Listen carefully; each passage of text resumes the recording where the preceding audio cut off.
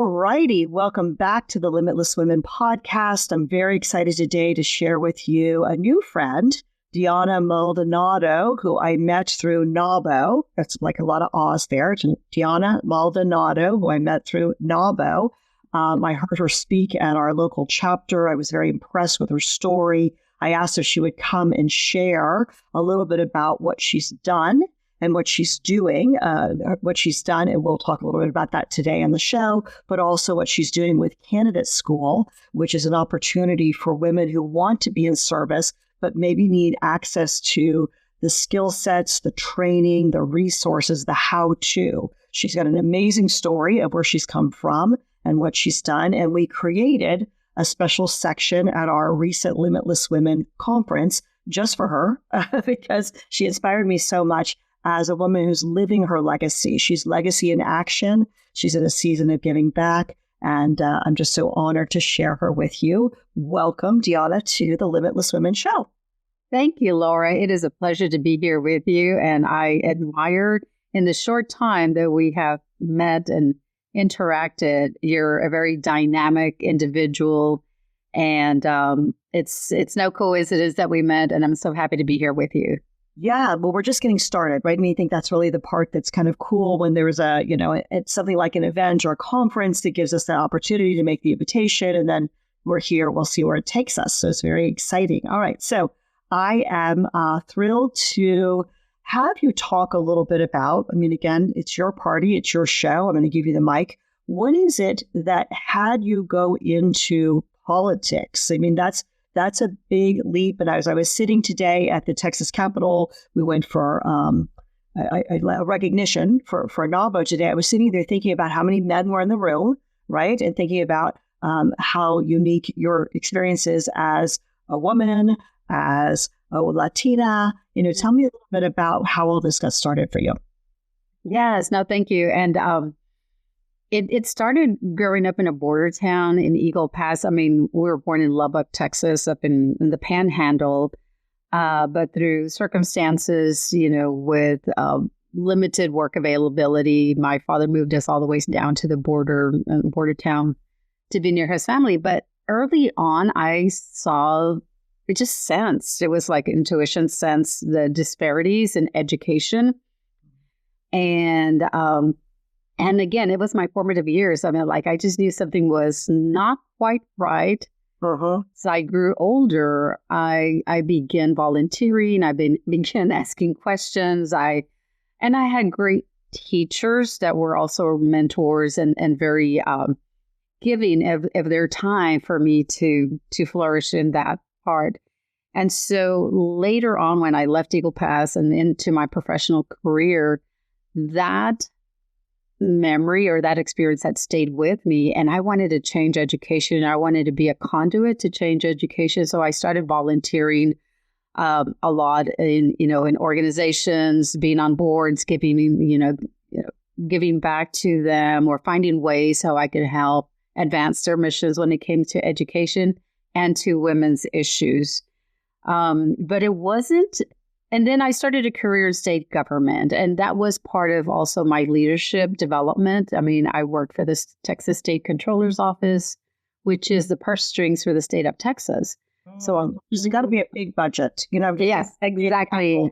Scott and we're like, how many acres is this building? I mean, like the history of Texas as its own world, right? I mean, if people from Texas are not aware of Texas, it's like its own world over here. So, thinking about the budget of that, that's a big budget to be a part of. Right. And at that time, when I was in the ledge, I think we had passed $165 billion. And I think right now the 88th legislature is passing almost double that. So we are a state. We're a big state. I think we're 2.6 trillion in GDP for Texas. So learning early on about budgets and how money moves things and money helps to form policy. Right. I felt I had a great training ground into leadership development that then eventually, catapulted me to run for office, always thinking about how I could be an advocate for education. But it wasn't until I got divorced after a 17-year marriage that also propelled me to have like a clean slate. Right. And with what I had as being a single parent, a teen and a preteen, and always knowing that when I was growing up, my parents were very supportive of me being, of service, of supporting other, community engagement. And it finally came together. And then I was asked by Latino Round Rock leaders. They had heard about me, and then they asked for my resume, kind of did kind of like an informal vetting process. Right. And that's how I got into politics when I ran for the Round Rock ISD school board. Beautiful. I think one of the things that's coming to mind, in fact, I know one of the things coming to mind as we're speaking, is I know a little bit more ahead of the story that people don't know yet about what it took to run to be a representative and what that budget was. And it's interesting as I'm listening to you talk about the state budget and what was happening in the comptroller's office. It's so fascinating for me, this whole idea of same game, more zeros, right? And one of the places that I see women, because our work is really around healing the poverty consciousness of women business leaders so they can join us in healing actual poverty, right? And we always joke that nobody says, hey, will you help me heal my poverty consciousness? But it's in there, right? And so I am so curious about your courage to go out and say, okay, I had to raise X amount of dollars before I could run. And not necessarily for the school board, but that next step. Can you talk about those numbers? Because I think that's the part that really blew my mind when I met you. I was like, what? You had to raise how much? What? A lot of zeros. A lot of zeros. Yeah, tell us about that. I think it's big, but I'm inspired by that story. Mm-hmm.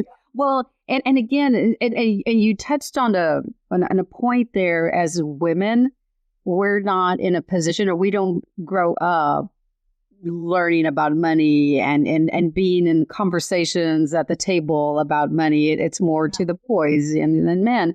And then even from a cultural perspective, from my lens as a Latina, oh my gosh, never even talk about money. Just keep your nose to the grind. Don't make yourself heard, but find a way how to do that. And I go back to when I was growing up, that one thing that I know now, that I was stayed curious. And all I knew, Laura, is that I didn't want to be the same as everybody. Yeah. But that also took courage, and that also took, to an extent, fear, like, oh my gosh, I'm scared because I don't know this world. I don't know that area. Right. But the impetus for me to go in that direction was that I didn't want to stay where I was. And so something was catalyzing you, and I feel that's God's calling in our lives, right? There's that so things start showing up. There's some series, synchronicities. Maybe what was happening in Round Rock was like just showing you a little bit of what was possible for yourself. So take me on the journey of what the next invitation was that had you go to being in the legislature. The ledge. So yeah. So I'll tell this story, which will be coming out in my memoir book that I'm writing. That'll come out later this year. But at that point, I'm the president of the Round Rock School District, and we're at an Education Foundation gala. And at that point in time, I was with my boyfriend at the time, and the Democratic County Party chair was looking for a candidate to run for state rep.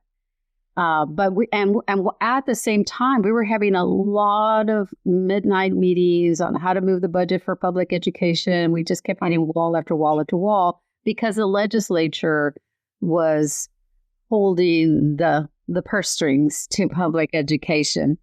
So in that, we're there, just kind of thinking and talking about it. But then, my boyfriend and Richard were yapping away. So I'm just kind of like observing, taking a back seat, taking a sip of my glass of wine.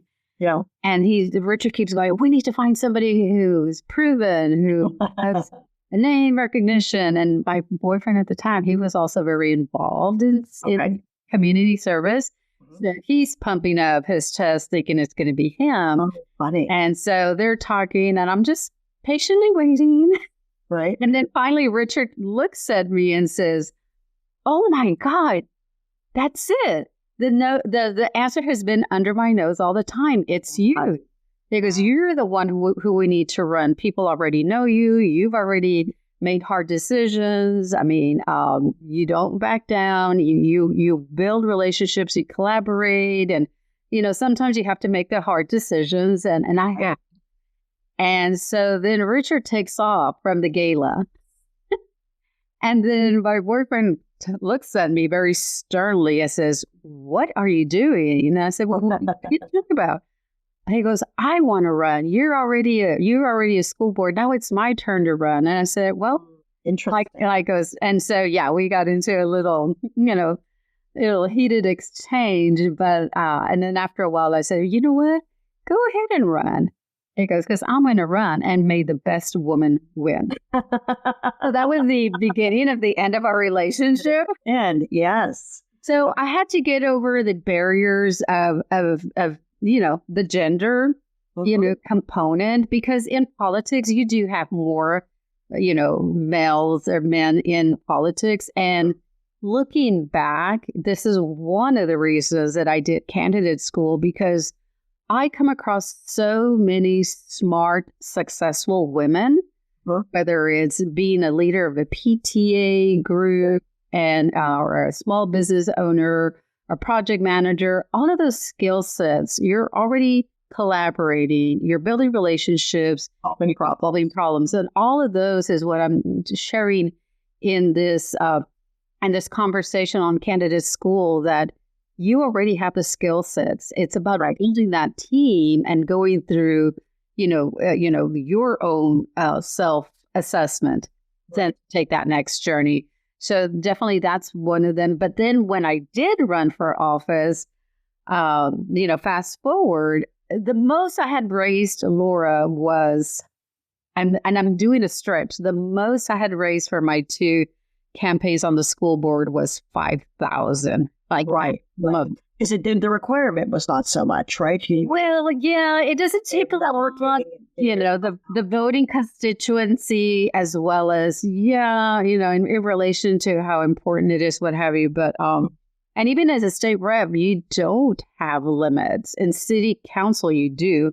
But then I was like, how am I going to raise? Because at first they told me, well, it normally takes 200 to 250,000. To me, that was already an enormous amount. Sure. I've never been around that much money. I mean, at work, yes, but personally, no.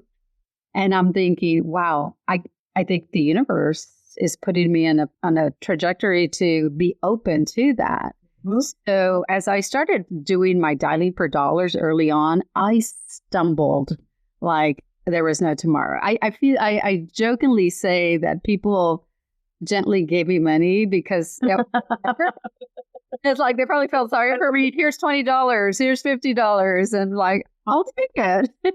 Yeah.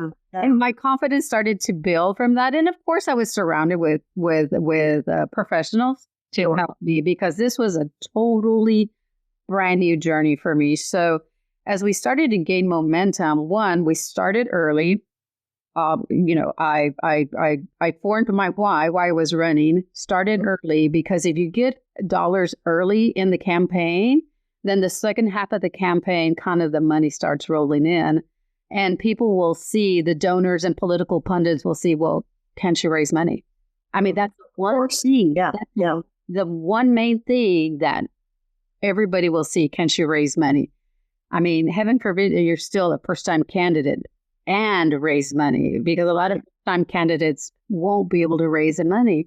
So we kept going along, and we're like, oh my gosh, I raised 200 and raised 250. And by then PACs, and I was traveling statewide. I was even traveling, to DC, because I didn't have the donor base in this, and in the seat that I was running, because we hardly had any even Democrats.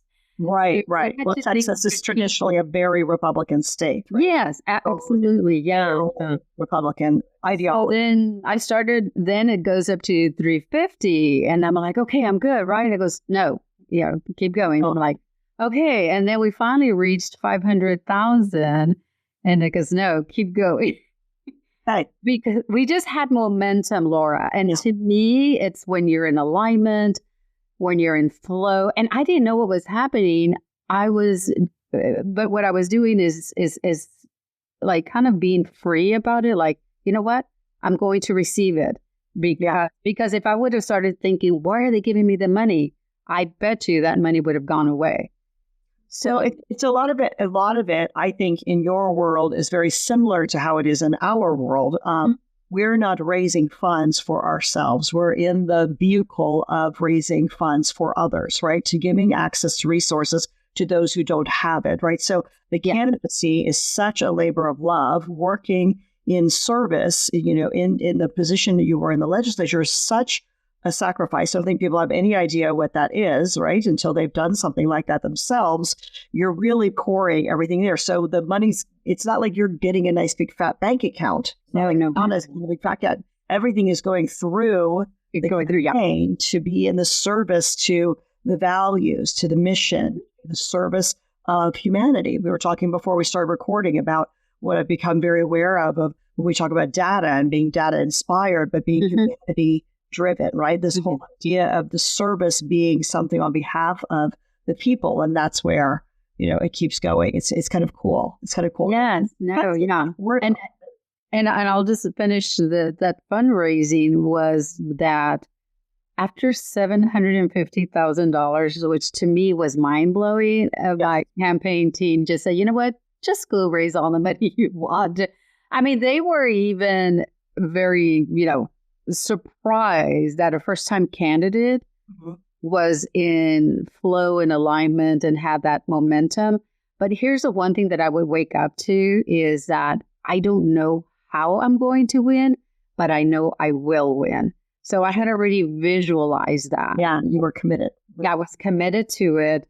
But I also was scared because, and then in the end, I believe I raised $920,000, which is, it equates to a congressional seat.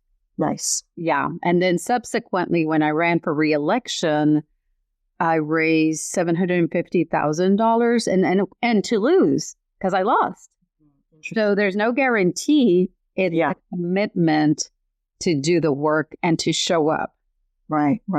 So in the time that you were in office, what would you say is, in your recollection now, what was the most impactful work or initiative or bill or something that came through the law that you were part of that you're still proud of today? Yes. Again, knowing that I had an opportunity to make a promise to that little girl back on the border that said, when I grew up, I'm going to help people, get a better education and have a voice in education. So, again, I'm a freshman. And during that time, I think there was like 24, 26 freshmen. So we had to do a lot of jockeying. For position, and then in addition to our senior legislators. So when you have 150 members, there's a lot of voices and a lot of jockeying per position. And when we would have our weekly meetings with my team, and we came down to where people here in the district, Hutto, Taylor, Copeland, Thrall, Round Rock, parts of Georgia. They're all suburbs of Austin. Yeah. So, going into Austin, to attend school at UT or, traveling to San Marcos. I mean, to me, it's like, how can we bring education to the district?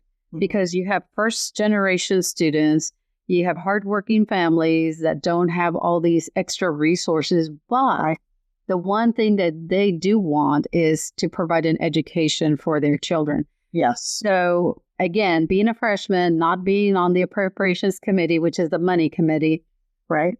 I lobbied the appropriations Chairman Pitts, and I did some storytelling, and I said, I want you to invite you to the best, dinner with all the best silverware and the conversation of people that you're going to get to know. So he was very intrigued because at the time legislators were wined and dined. Yeah. And so then I took out my little code card and I said, I am requesting appropriation to build a higher education center in my district. And he laughed because he liked the way I approached him. Uh-huh. And in the end, I did. I was able to get almost, it was around shy under 16 million appropriations for them to then build a higher education center, which is now in Hutto. It's called the East Williamson County Higher Education Center. And so I drive, on Highway 79 and I see this sign and it just warms my heart. So great. So great. Yeah, there's the when we talked about legacy in action, there's also the lastingness, right? I mean, Scott and I were a part of a group that built the school that our children went to. And this is, again, our kids are now 28 and 32 as we're recording this. So long time ago. But the whole concept of charter schools, the whole concept of individual educational profiles was very, very unique. We lived in a small town in Sedona in Arizona. And it does my heart good when I go back through there and see that there's still 160 because there's a waiting list to get in.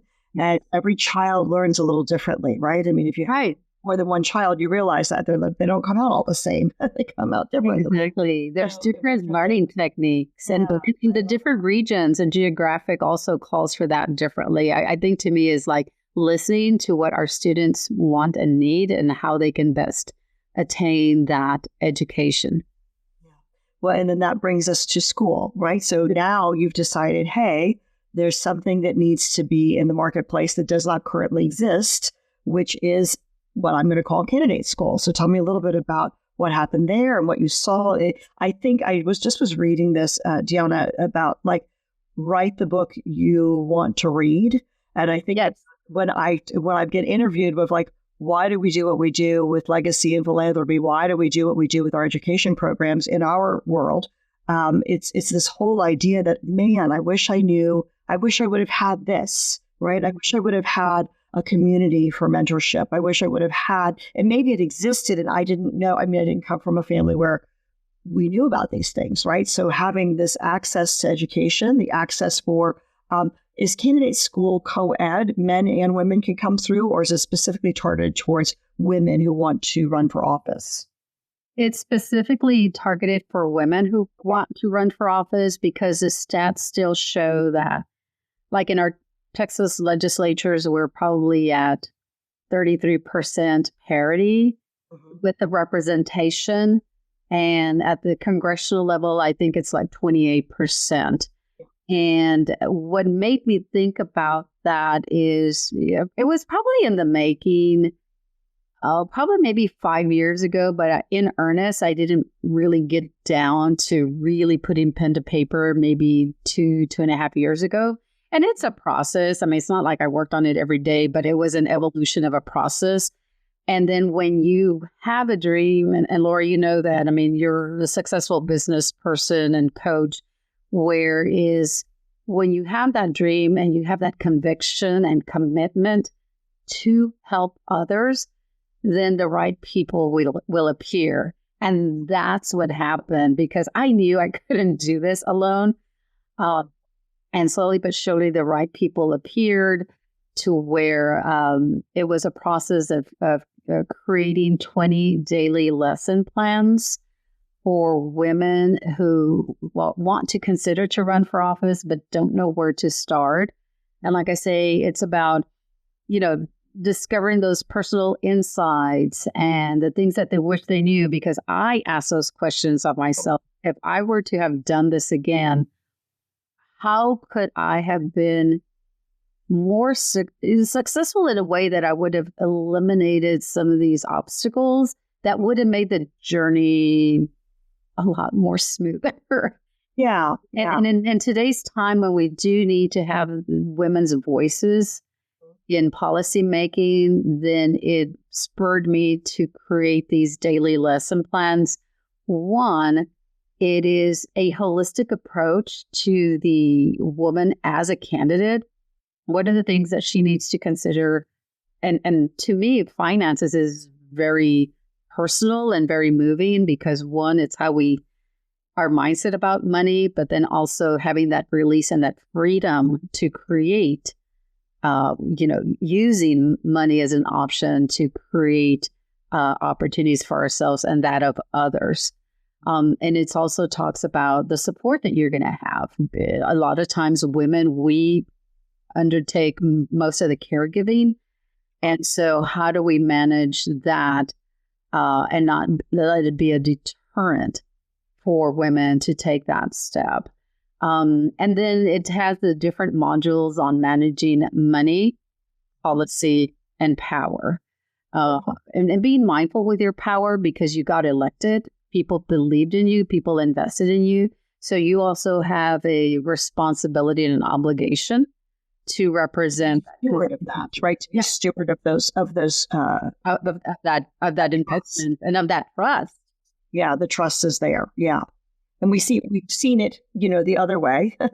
Yeah, not doing that. So it's it feels like you're very values based in what you're bringing. So bringing the integrity to the office and also bringing the way, we talk often, and we talked a little bit about this while we were at the conference, women do business differently. And it's not a good thing or a bad thing, but it is a real thing. And so building relationships, building your network, how women network a little differently than men do. And I think it's interesting watching the evolution of women finding their voice. A lot of our work is focused on that next generation. And that's what I love about what you're doing here, Diana, is like this next generation of leaders, giving them access to resources that may not have existed prior to now, will make them even better leaders than we could be, right? Like absolutely opportunities to make that journey easier so they can be focused on the service and not focused on the minutia of how do I do this? Yeah. Exactly. Yes. And I see a lot of women and men who will throw their hat in the ring and not have a well thought out plan right before, or have honed in on their why a little bit tighter. Because when you start sending different messages, and you probably know this, when you start sending different messages, then the voters don't know what you stand for. So you have to have that in advance. You have to have your plan. And you have to have some sort of training or some exposure to fundraising. As if you build the muscles, right? Yeah.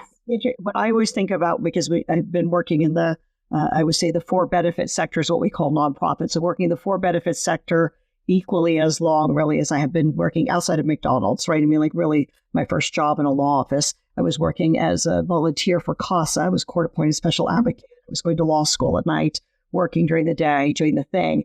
But I think when we look at the pillars of business, we look at the pillars of what does an organization need to be successful. We call revenue generation in the private sector sales. We call revenue generation in the for-benefit sector fundraising. But either way, there's a skill set that has to happen. And without that, then the finance doesn't go, and then the team can't be supported, and operations, can't deliver the promise without the funding. So there's that whole idea of, the congruency of that, of a thriving organization. And how can your leader who's being called and feeling like, hey, maybe I can make a difference with my voice. Maybe I can take the experience I have and bring that with wisdom, have the access to the resources, to the structure of support to make that go way faster. Because what we want is that woman to get into wherever she's going to be in office as quickly as possible, as gently as possible, and have her have space for creativity, not caught up in, the mission.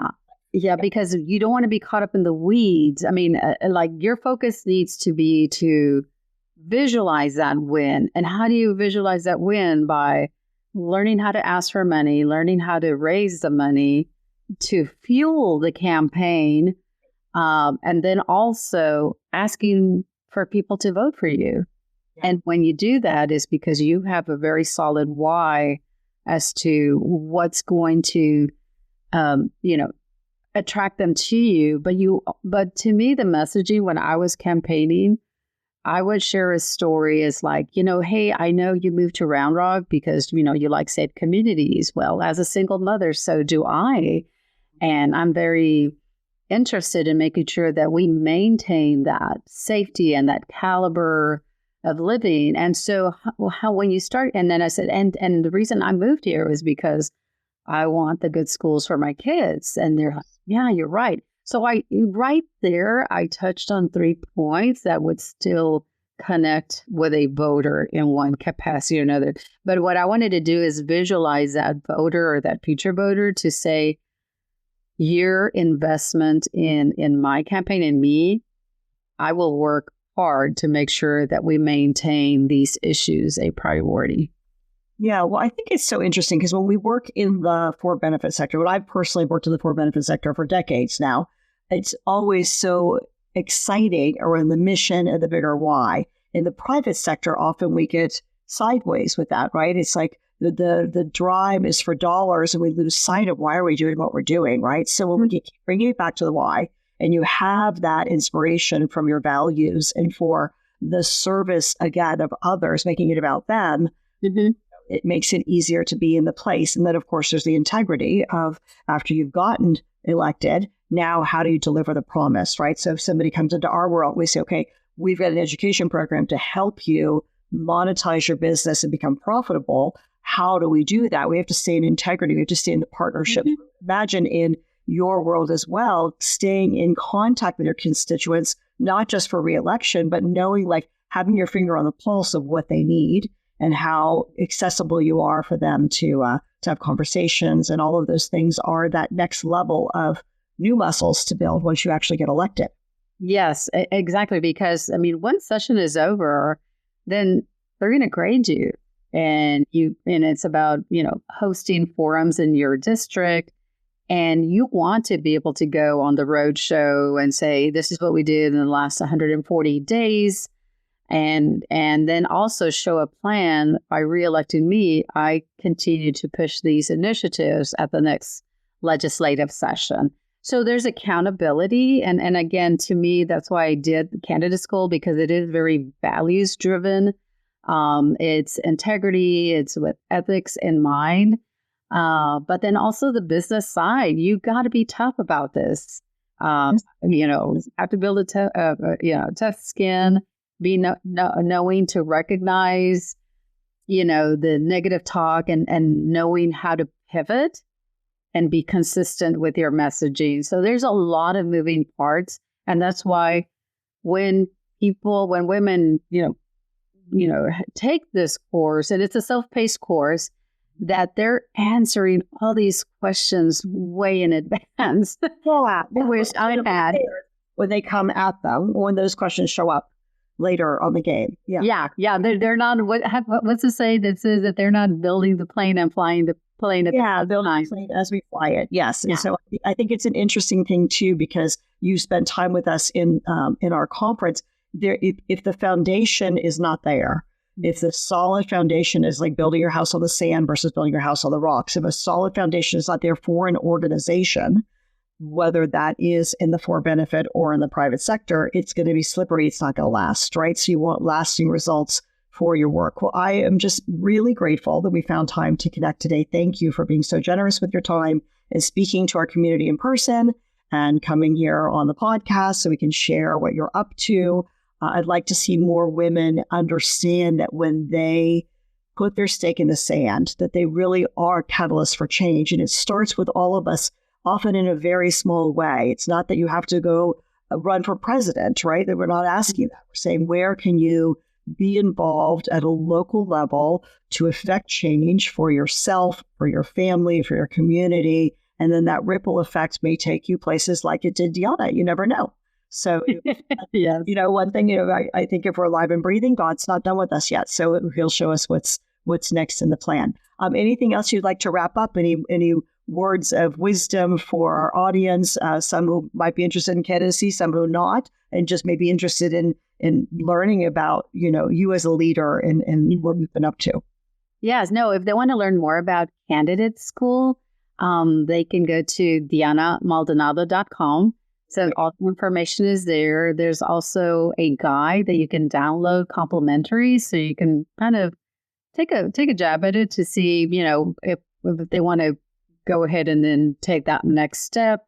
I'm also available if they want to, reach out personally and do a a session with them, a consult with them. But then I also love writing because about leadership and, showing that we're normal. We make mistakes. We don't know all the answers. But the thing is also to be vulnerable and be in spirit and in alignment with those like-minded individuals that can help support you and you to them as well. I mean, I'm a big believer in reciprocity, and giving, paying it forward to other people, and being thankful for the people that come into my daily life, off and on. I'm very grateful for the relationships. I'm very grateful for the smiles. But go to dianamaldonado.com, and I'm so excited about this opportunity to help other women through candidate school.